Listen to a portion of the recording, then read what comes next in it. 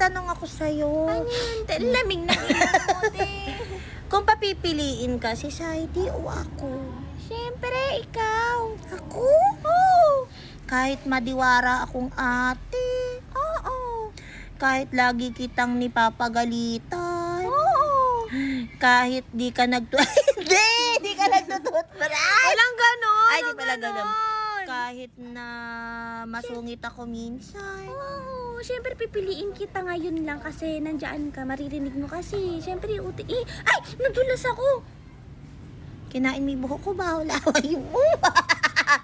Sige, total. Ayaw mo naman sa akin. Pwede na ba ako mag-asawa? Bawal pa. Bakit? Kasi, aalagaan mo pa ako. Dapat ako lang ang anak mo. Sabi mo gusto mo na ng pamangkin sa akin. Oo nga. Pero wala pang after 10 years siguro. Ay! Mga 10 years after 10 years. Hindi ko na kaya mga anak. Masakit na tuhod ko nun.